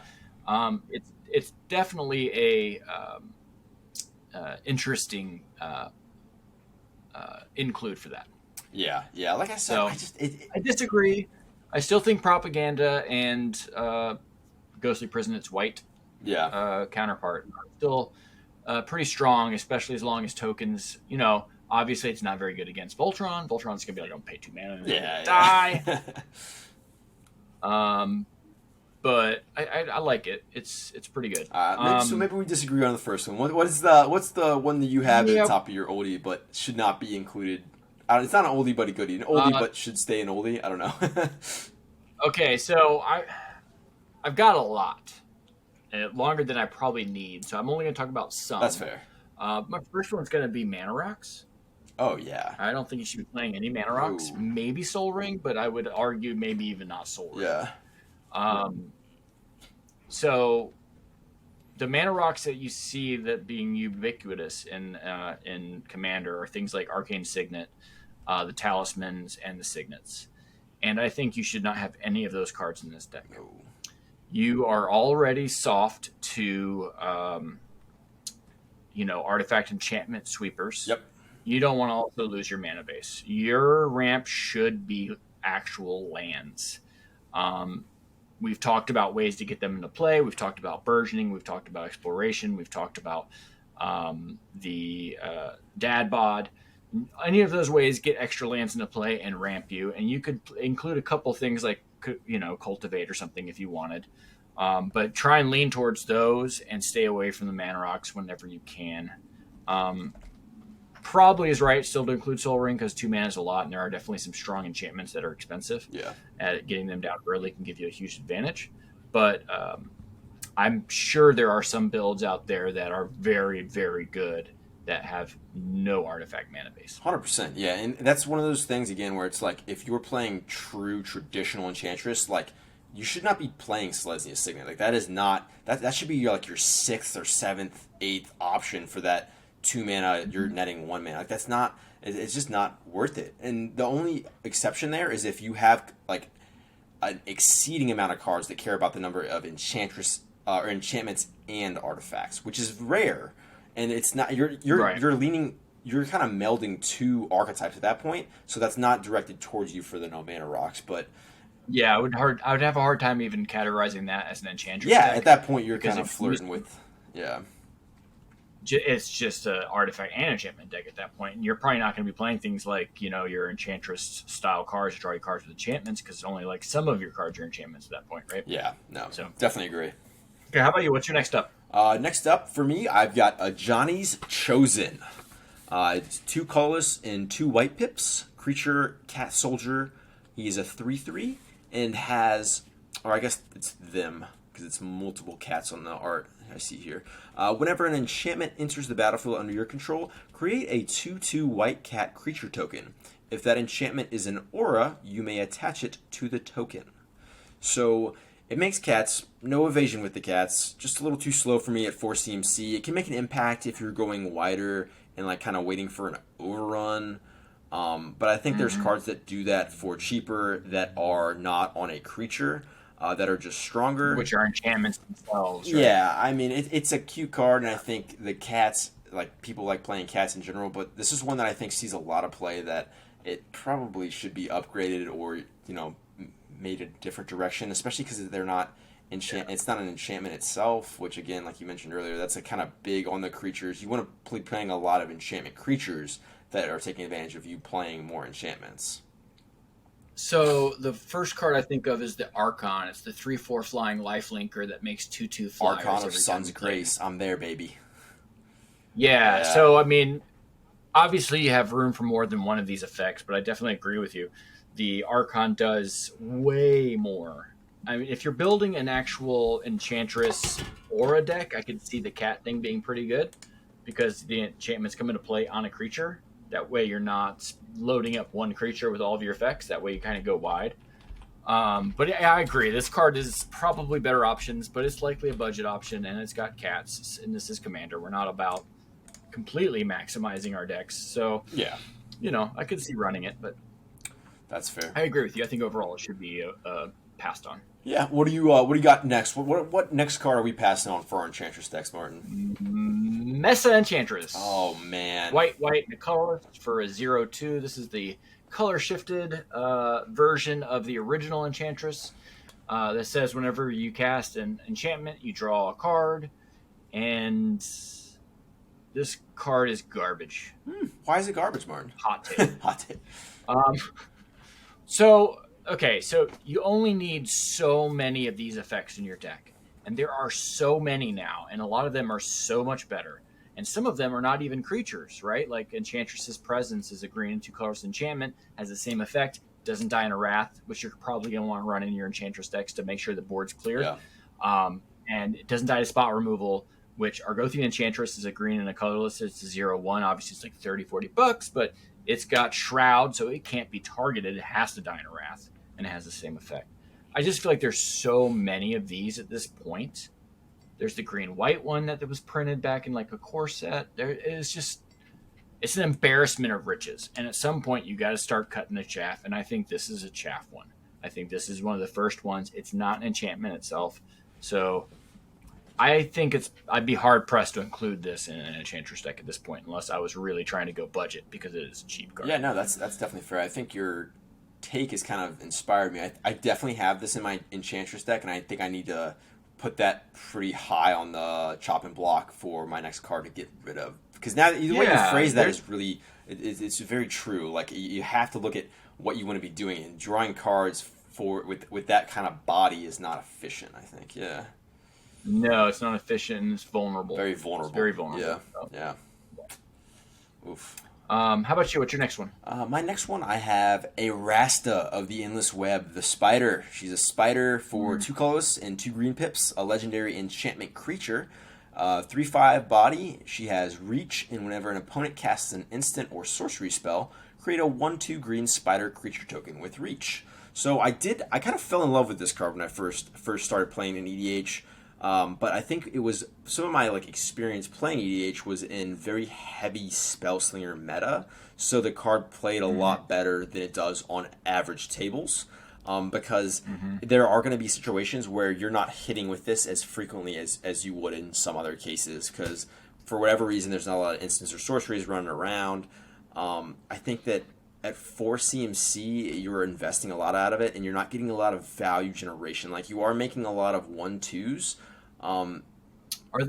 Are the spiders enchantments? They are not. That's the other thing, right? So you're getting one enchantment on the ETB of Erasta herself, but she's not making enchantresses. She's making 1/2 spiders. They do have reach, notably, which I think that it can be included if you are playing in a meta that's running a lot of flyers and your enchantress is getting beat over the head with flyers. But if that's the point, I would go you should be running more Sphere of Safety, Ghostly Prison effects, and steer in that direction. You're most likely better than that than trying to make. Wait, I thought Ghostly Prison was unplayable. Not Ghostly Prison. I meant Sphere of Safety. I don't like Ghostly Prison. I don't think it's a good card. But busted. Oh no, yeah, no. But Erasta's a cool card. I had it in my Grumgully deck. I thought it would make a lot of creatures, and I think it makes a lot less than you think. Well, so here's the problem. A 1/2 is just not very much stats. Yeah. Right? It's got reach, which just means it can block flyers, but the point that this starts paying for itself at 4 mana is going to be somebody's playing a ton of instants and sorceries, which means they are probably going off. Yeah. And your little 1/2s are going to do jack. Yeah. Right? You're just not getting enough. I agree that it's cool, and in the right matchups it could be good, where everybody's playing 1 or 2 instants or sorceries and you're making 3 to 6 bodies a turn cycle is probably good. Yeah. But then you compare that to times where you make 1 or 2 and that's just not worth the 4 mana anymore. The power creep has gotten so real that I want more. I want to be progressing my strategy, and these 1/2s likely won't do it. That being said, same thing was with the cat guys. If I was running a token-based Enchantress deck, I could see running this, but it would have to be a budget option. If I had 100%, unlimited budget, I would likely not be playing this either. And like we've been saying, it's on a creature, which it makes it more vulnerable. A key inclusion for a lot of this category, I think. What do you got up next, Martin? Oh, I think I'll do a safe one first. I'm going to say Resurgent Belief. Okay. This shows up pretty high on EDH Rec, and its effect I love. In fact, I think for me, it's one of the reasons I want to play Enchantress, which is, being able to reanimate all of your enchantments, put them into play, and have an overwhelming board state out of nowhere. But the problem is Resurgent Belief is not out of nowhere. It is 2 turns away. So white, colorless sorcery, but it's 0 casting cost sorcery. Can't cast it. You have to suspend it for a white and colorless. And it comes into play with 2 suspend counters, which whenever you remove the last suspend counter, you can play the card for free. And so that'll be 2 turns before it actually does anything. And then it has the replenish ability, which is, I think, a staple I didn't mention. It's another reserve list, so it's like $90, which allows you to take all enchantments in your yard and dump them into play. Very powerful. Yeah. Very, very powerful effect. Believe me, I want Resurgent Belief to be good. But the only way I would be playing Resurgent Belief is if I had a way to cast it instantly. Okay. So there are some effects that allow you to do this. There's an enchantment that allows you to do it. It's like modern. It's blue and 2 colorless. It starts with 0 counters. It ticks up, and then you can play cards for their casting cost. So as soon as you cast a 3-mana enchantment, then you can play the 0 casting cost spells. Or you can cascade into this, or, there's ways to do it. But I'd want to be able to consistently do that to run this in my deck. If you play this and you have a meaningful graveyard, you're asking for 2 turn cycles to go and your graveyard not to be exiled. It's not going to happen. Right? It's not going to happen. Killed. Yeah. Maybe somebody's trying to kill you. Yeah. Because they can't exile your graveyard, right? It's just, to me, this is too telegraphed. This is just garbage. This should not show up in almost any of these things. I 100% agree with this pick. There's just incidental graveyard hate running rampant right now in the reprints, and it's just something that you could get lucky if you run if you run the replenish style card, great, because they're probably not going to be targeting the Enchantress style first. If you're playing at a table, you're probably hitting the black player first with the single target Graveyard Hate. But if you're giving them a heads up for 2 turns that you're going to be looking in that graveyard and trying to get some big action back, it's just, I don't think it's going to end well. I think that's a good card inclusion there. Okay, what's up for you? Next up for me, I've got something that I think you mentioned earlier. It's a little bit of removal on an enchantment. It is Grasp of Fate. It is an enchantment for 1 colorless and 2 white pips. It says, when it ETBs, for each opponent, exile up to 1 target non-land permanent that player controls until Grasp of Fate leaves the battlefield. So the card reads pretty good, right? You're getting a 3-for-1, right? Every single time, unless an opponent's dead, but rare. I mean, right? It reads as a 3-for-1. But the way it plays out, it just draws a lot of negative attention and ire. Like, it's not a very... Every player tries to kill it. Yeah, exactly. Like, you're encouraging them to kill it, and also it's like a bad taste in your mouth, right? You're interacting with every player's board state at that point of being like, okay, well, and even if it just lasts for 1 turn, Jimmy across the street, or across the table, he's not across the street, why are you guys playing across the street? Jimmy across the table, he knows that you just interacted with your board, and so he's gonna he's more likely to target you with his next removal spell or his next attack. So it's just drawing a lot of attention from a political standpoint, and it also enables people that are really good at politics to be like, wow, Martin just removed your creature. Are you gonna take that, Jim? Like, I don't think it plays. I don't think it plays well. Yeah, and plus it's not even removal because guess what? If they can have a way to remove Grasp of Fate, you better be darn well sure they're going to remove it because guess what? They're going to tell the other 2 players, "I just helped the table. Let's kill this guy." Well, it depends on if the threat so like you say you've got Bob, Sue, and Doug. I love these names. If Bob has got some bomb that the whole table wanted to get rid of, you better believe Sue and Doug are not going to destroy that enchantment. So it's really up to Bob to destroy that enchantment. And if Bob's able to destroy that enchantment, that's probably just going to draw more hate from Sue and Doug, where they're going to try and knock Bob out because of the enchantment. The thing you exiled with your enchantment was so powerful that they now see that other person as a threat again. So I do see a lot of situations where you use something like that in a way that is beneficial and for politics where people are not as upset about it because they're like, well, I lose something, but my opponent loses something that I'm really worried about. Me sacrificing something maybe not that big a deal. Plus, tokens have gotten really popular. So if you use these exile effects and target tokens, then you can flicker it and do it over and over again. And then if somebody kills it, no big deal. Like, the token doesn't come back. Yeah. So I do think these things have a place, and they do have positive interactions, but they are kind of hard to play right, and they are often played wrong. But most importantly, there's a new card that makes me want to play these cards more, and we'll talk about that in just a minute. What's next on your list, Martin? Oh, yeah, Austere Command. Not hot on Austere Command. It is a staple in Commander. In fact, at one point in time, it was probably the best board wipe. And I still think, okay, it can be played. It's a budget card, it's like $1 at most, and it still is flexible. But I just feel like you only have so many slots for that kind of effect, and Farewell exists. Farewell is so much better. Yeah. So much better. And it does all of them, right? Like, you can kill all of the artifacts, all of the enchantments. If you're that desperate, exile into graveyards, all the creatures, right? Like, you don't have to pick small creatures or big creatures or enchantments or artifacts. You get all of it for the same price. And yeah, it can set you behind sometimes, but whenever you're playing the Farewell, you get to pick exactly what is going to make you the best chance to win. Right? Yeah. When it comes to board wipes now, there's just so many good ones, like you said. Like, I think you're right. I think some of these are just like spreading into the territory where you're really not playing them unless you're on budget. Right. Or it's very on theme, right? Like, sure. Yeah, I didn't think about that. Inorganic Extinction or Organic Extinction, the one where it destroys all non-artifacts if you're playing an artifact deck. There's definitely ones that are built for each archetype. Yeah, that's... And I haven't seen one yet for enchantments that's really good. That would make me want to play that instead. But yeah, I would think that if I wanted an effect like this, I'd run Farewell over Austere. 100%, yes. Mm-hmm. All right. What's your last Last one? one. Last one? Yeah, this is my last one for the oldies that should become more oldies. I don't know what we're going to title this section, but They need to go off to Florida and retire. yeah, that's a good name. Next up, I've got another piece of interaction that sometimes we see from Enchantress style decks. It is Banishing Light, enchantment for 2 colors and a white. Very similar to Grasp of Fate, my last one, but this one does a single target. So when Banishing Light enters the battlefield, exile target non-land permanent and opponent controls until Banishing Light leaves the battlefield.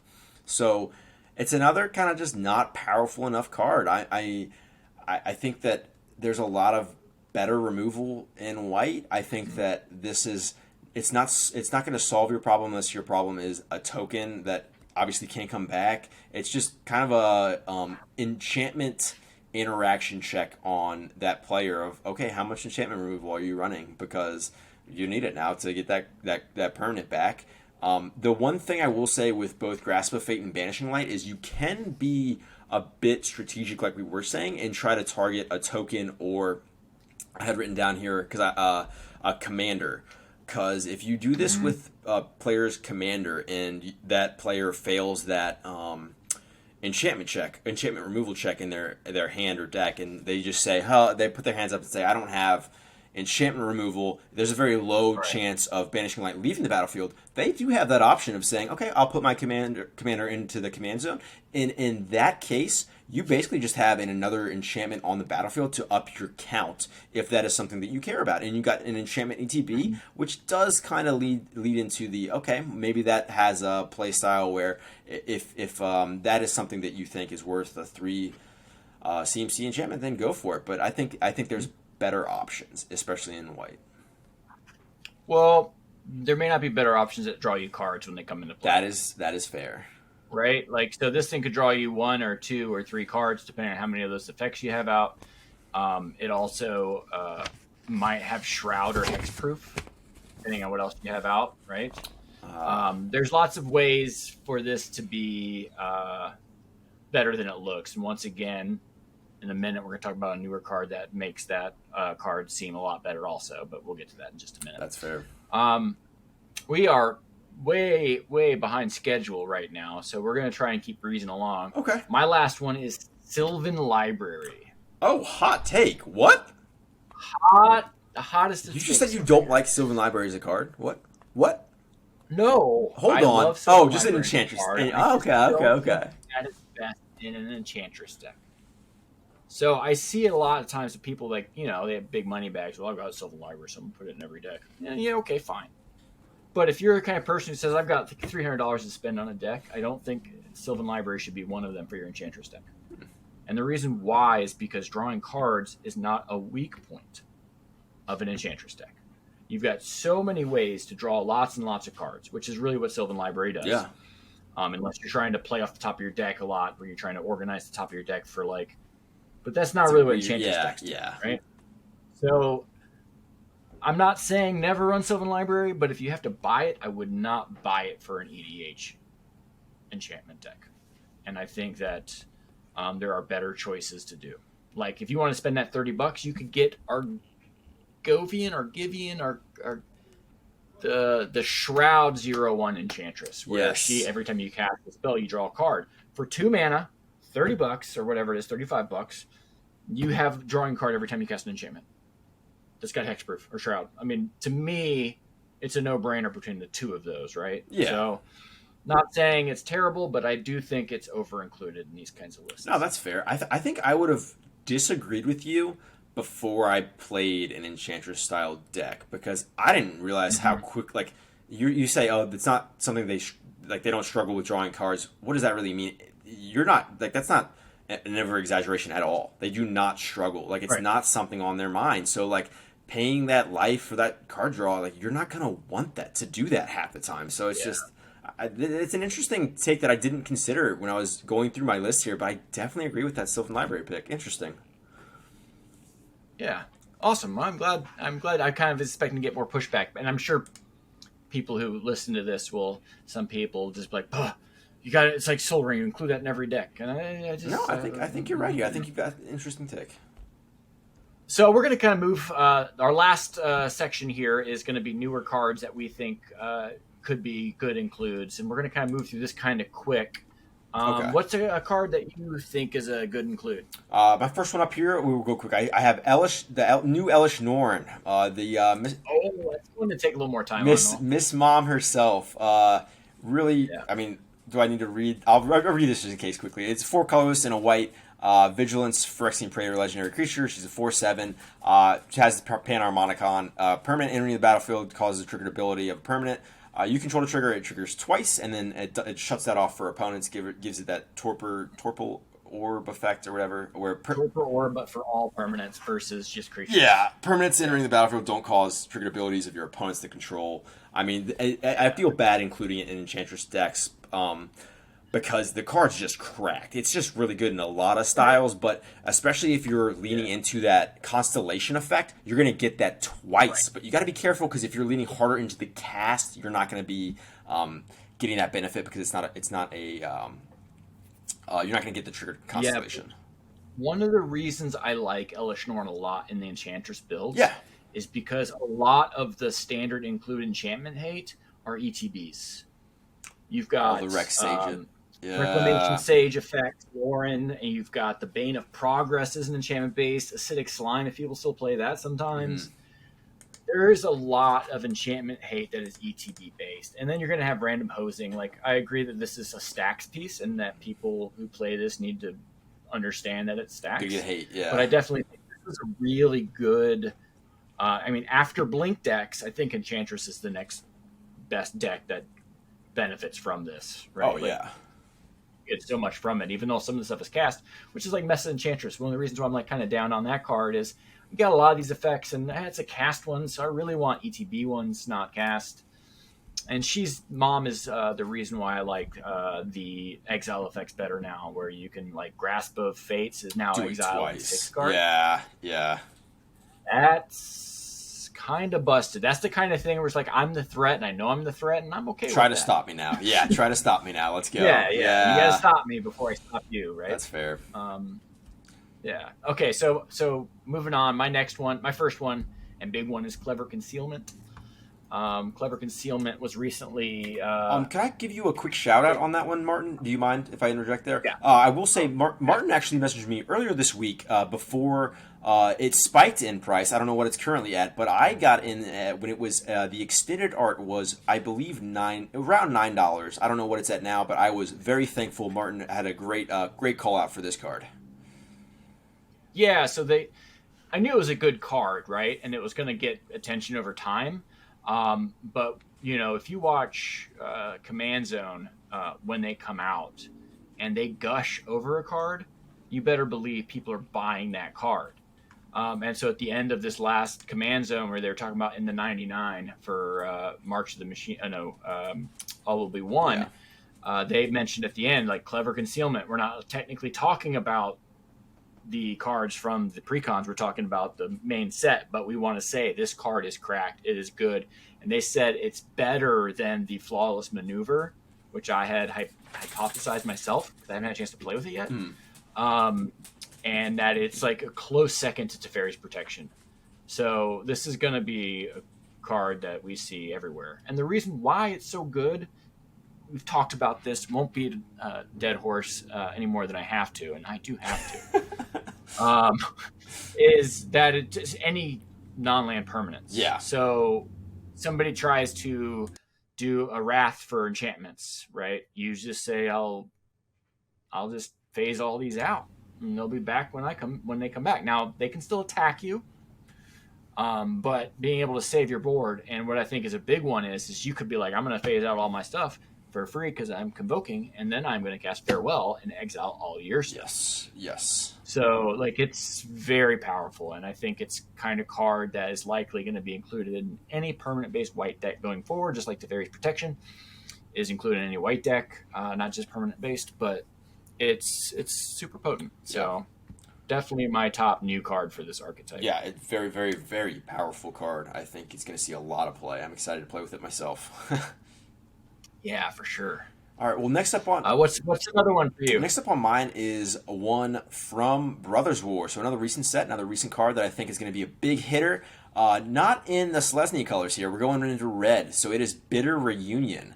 It is a colorless in red enchantment. It has when it ETBs, you may discard a card. If you do, draw 2 cards. And then it also has an additional ability. It has for 1 colorless, you can sacrifice it, and creatures you control gain haste until end of turn.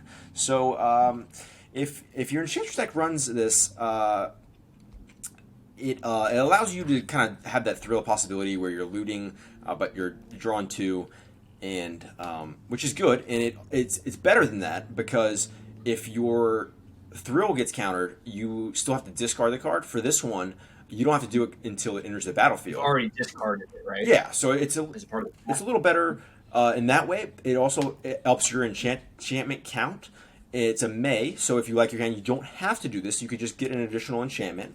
And then also, it's a very, very sneaky card with the haste. People, every time I've played with this card, people forget that it has that sacrifice, give all your creatures haste, which in Enchantress style decks, it might not be super relevant. You might just be playing it for the card selection and the draw.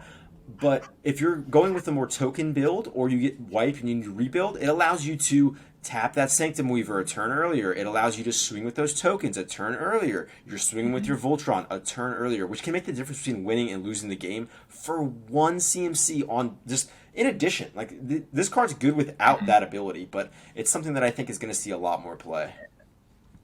It definitely wouldn't see much play without the haste ability, but I agree with you. This card is one of the best commons that's been printed in a long time. The haste is just pretty amazing. You tacked it on top of an effect that's already strong, and then it's an enchantment. I the only count against it I have, and why it's not on my list, is because it's red, and just I was telling you before, like the red base reanimator enchantments. Yeah. This would go in that deck for sure. It's a way to get big, powerful enchantments into the graveyard for you to reanimate later. So, pretty good spot. That's fair. What's next on your list, Martin? So mine's just a little bit more than a year ago. Hallowed Haunting. It's a white, and 2 colorless. You end up. It's an enchantment, obviously. And whenever let me pull it up real quick. I am not familiar with that one. You're not. Oh, this card is so good. Awesome. Okay, so enchantment, white, 2 colorless.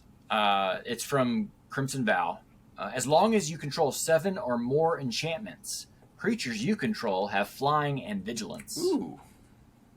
Whenever you cast an enchantment spell, create a white spirit cleric creature token with this creature's power and toughness are each equal to the number of spirits you control. So this makes that cat and that spider look so bad. Yeah. And this is a prime example of why I do like your enchantment, right? Like that you just talked about, the giving haste, because you do these turns. So the way the gameplay works in these Enchantress decks is they do a lot of game actions in one turn where they snowball to a point where they do a whole bunch of stuff. And it's either this or the angel producing enchantment that makes 4/4 flyers. Oh, yes. Right. So you have these ways to make a lot of tokens very quickly, but then you have to pass. Mm-hmm. Now, if you're running Clever Concealment, then you'll know that you'll be able to untap with them. But also having the red enchantment, if you have that, to be able to give them all haste, and they already have evasion and vigilance, so you can attack without worrying about being counterattacked. I think this is one of the best finishers in Enchantress right now. Yeah, it seems really good. Plus, like the requirement to get to 7 or more enchantments allows you to kind of play it politically, where it's like, oh, you might have to worry about this a little later, but like right now, it's not doing very much. It's only making 1/1s. Oh, you definitely should worry about this early. Yeah. But I think you're right. A lot of players will be like, well, I'll worry about that after they cast a couple of enchantments. Yeah. And you might be able to snowball so fast that they don't late. really have time. Yeah, that's awesome. What do you have next? I have got another Brothers War card. It is Tocasia's Welcome. I'm not sure if I'm saying that right. It is an enchantment for 2 colorless and a white, and it does a really good and weird pseudo welcoming vampire impression. It has whenever 1 or more creatures with mana value 3 or less ETB under your control, draw a card. This ability triggers only once each turn. So a lot of enchantment decks will have staples that satisfy this condition, right? Like mana value 3 or less is very common in those decks, so you'll be able to take advantage of this pretty frequently. Or if you have like your last one where you're making a token that has a creature, a converted mana value of 0, you're triggering this, right? Any kind of token generator is going to trigger this. A Welcoming Vampire already sees a lot of play in mini token decks, not necessarily Enchantress decks. But this ability for 3 CMC, I think it's another way to draw, which is one of the Enchantress's strong suits, but I think if you need another one, this is a pretty good one to go on with not a body, which kind of encourages me to put that in the Enchantress decks. Well, I do like that it itself will draw you a card when it comes into play, most likely, or you cast it, and then when you're making your tokens and you're dirtling along, you're going to draw cards from that, which rewards you for doing what the token Enchantress deck wants to do, which is to go wide. So I like it as an include. I think it's pretty good. It's better than Ghost of Prison. Okay. What's your next one, Martin?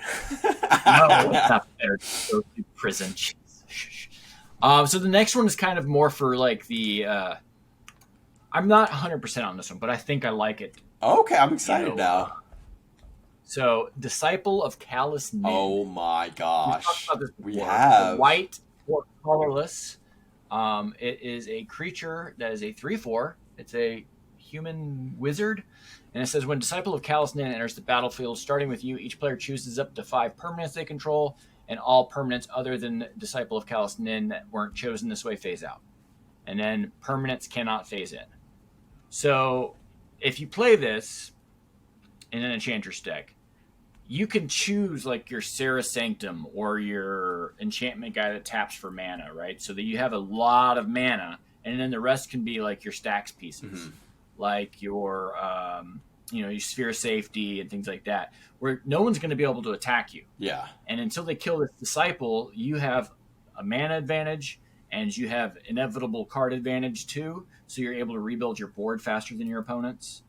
I feel like this is a very particular Enchantress deck, but I feel like this would be a huge blow against the table in the right Enchantress deck. Yeah, I think it's a. I've seen 2 Disciples played in the wild now, and I do think it's a card that is it requires a little bit of skill when deciding when to play this card. It can be challenging. Yeah. Not an easy card to play for sure, and that's why I haven't added it to any of my decks. Is when my brain works good, it works good, but sometimes it doesn't work so good. Oh, I don't put it in any of my decks because I'm just a bad Magic player and it takes too much skill. I'll be honest. Yeah, it's fair. It's fair. So what about you? What's your next one? Next up, I have one from Dominaria United, recent set. So it's Combat Research. 1 blue pip enchantment aura. It has enchant creature. Enchanted creature has, whenever this creature deals combat damage to a player, draw a card.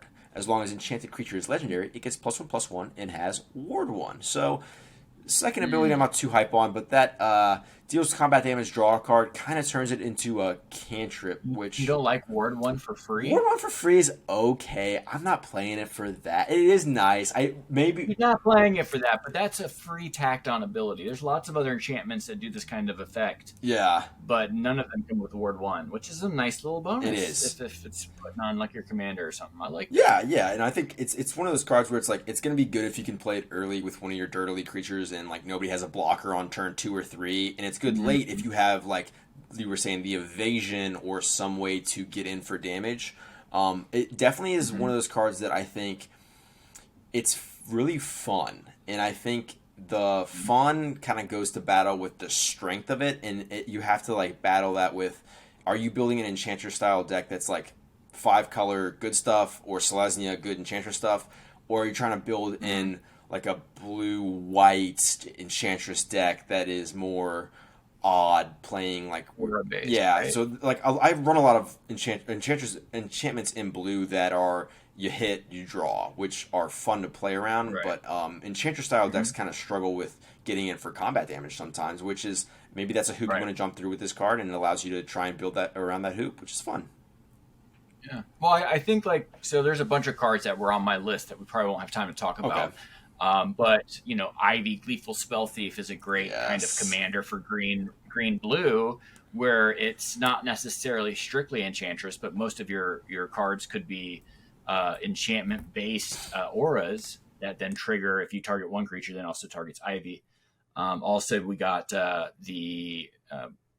Vesuvan Duplomancy. It's a blue and 3 colorless enchantment. Whenever you target a creature you control, if it's only one target, then you clone the Oh creature. yeah, like the octopus guy. What's his name? You just make a bunch of copies. Yeah, Yeah, yeah, yeah. yeah. Just like That one's sweet. yeah. Yeah, so I mean you've got that, you've got the Ivy, you've got this card. It seems like actual Enchantress didn't get a lot in the last year or so. But some of the more niche archetypes, like the token style Enchantress deck, got stuff like the Rabble Rousing. Oh yeah. Yeah, and Rabble Rousing's insane in an Enchantress token deck. But there's definitely been a few for some of these niche things, like Chains of Custody is also a good removal aura, where if you're trying to target things and things like that, you're doing Enchantress. Makes it where the creature can't. I think you chant your own creature, and it comes into play, exiles a creature on an ETB. So realistically, if you had Ivy and another creature, you could enchant a creature, copy it, put it on Ivy, exile 2 things, but with Elvish Norn, it's 4. Ew. That's really cool. Can you follow? Yeah, yeah. I think you're right there. Yeah. 'Cause you get two So ETBs. Yeah.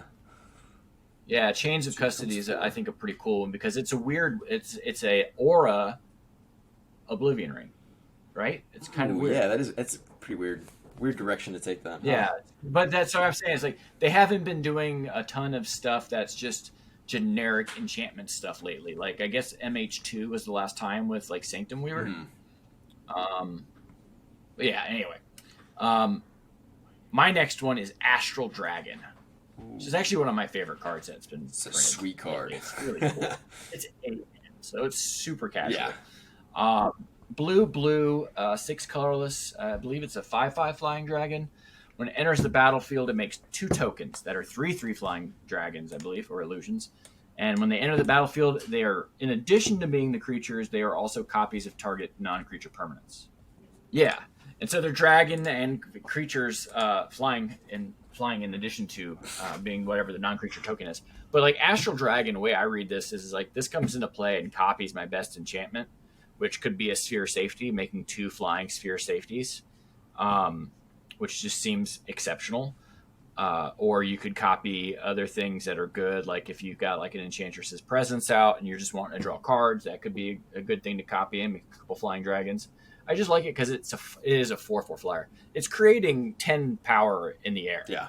which is something that I look for in my Enchantress decks. Like I said, they don't really have a hard time drawing cards, but they do have a hard time sometimes closing games. And so Astral Dragon can kind of be a way to do both. Yeah, all these blue enchantment cards are really making me want to build a blue enchantment deck now.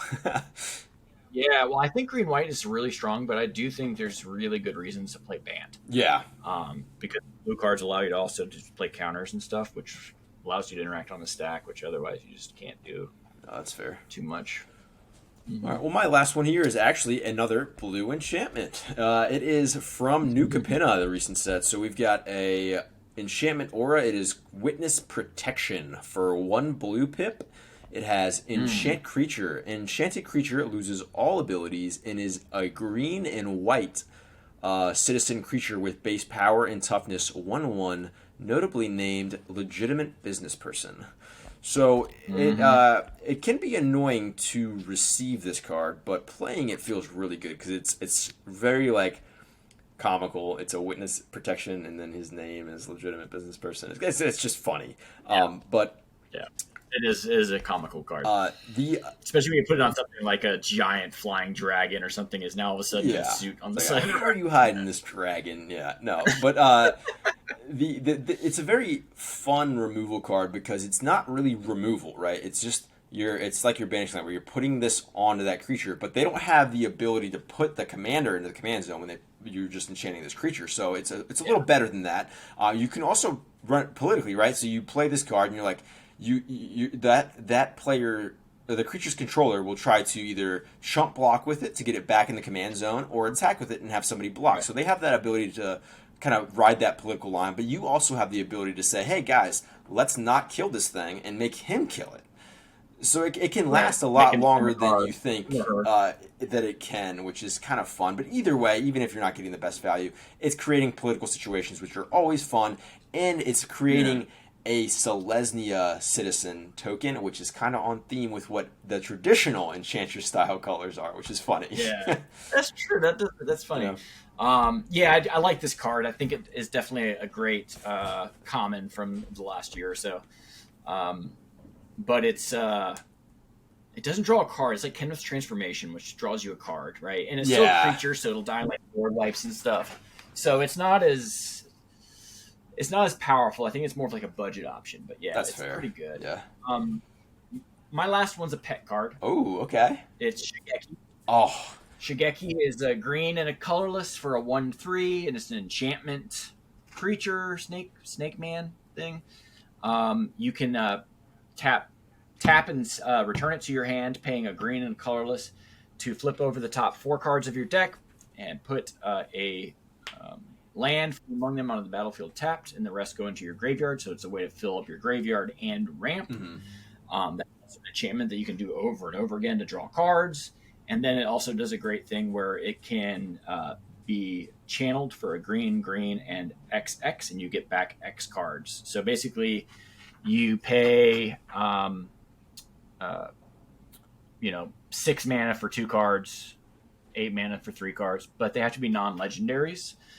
So this is not going to get you back like legendary creatures, but a lot of the enchantments are not legendary. Yeah. So you're able to recur cards from your graveyard. Like Replenish, for example, is not legendary. Notably. Replenish then allow you to get back the Shigeki that you just discarded, put it into play. It'll ramp, get more cards into the graveyard, come back to your hand, and then get back Replenish. Pretty good. The card seems insane in green-white. Like, gives you that end game that you want to have so that you can really have closing power. And it's just one more example of why we all have to run more graveyard hate. Absolutely, yeah. I remember when you introduced me to Shigeki in one of our earlier games, and I was very confused by his abilities because it's a lot for that 2 CMC creature. It does a lot of stuff for you, and it's really good late too with that return from graveyard. It's really cool, but really cool list. Yeah, it's a sweet card. Yeah. So, I mean, there's a bunch more great enchantments that came out this last year. I mean, Spirited Companion with the ETB draw card. Smuggler's Share is so good. Oh, yeah. Black Market Connections if you end up in black. There's the Uncommon Poet from the... The Neon Dynasty, where if you've attacked with a samurai, you can play an enchantment from your graveyard. Oh. And it itself is a samurai, so it could be a commander for mono white enchantments. Nice. Just... a lot of like smaller cards that are kind of cool. Nothing that really stands out, but we would always be happy to talk more about it later. If you guys want to message us, hit us up. Yeah, absolutely. I think that's about it. Is there anything else you want to talk about Enchantress? No, that was. Are you itching now to build an Enchantress deck now that we've talked about it? I mean, it comes back to what we said at the beginning. It's definitely not my playstyle just because of the amount of game actions it takes. But if that's your style, go for it. I mean, there's a lot of different directions to go for. What about yourself, Mark? Definitely mine. I think I want to build a Naya because I want to include Shigeki, where it's like all about trying to fill your graveyard and move away stuff and then reanimate a bunch of stuff. So I think it'd be a lot of fun. I will shout out the Satsuki, the Supreme Saga Lord that I do have built. That I do enjoy playing the sagas. The sagas are a lot of fun. They do take a few game actions, but I usually try to go pretty quick. Yeah, there's a lot of good commanders that were brought out this last year. Like Light Paws is one, Tameshi is one, Satsuki, like you mentioned. You could do mono green Shigeki, but I don't think that's necessarily good. Nice challenge. Just a lot of really good commanders for these kind of weird niche Enchantress archetypes. 100%. All right. Well, thank you so much. You've been Cooking with Cardboard. I'm Martin. I'm Ben. We'll catch you next time.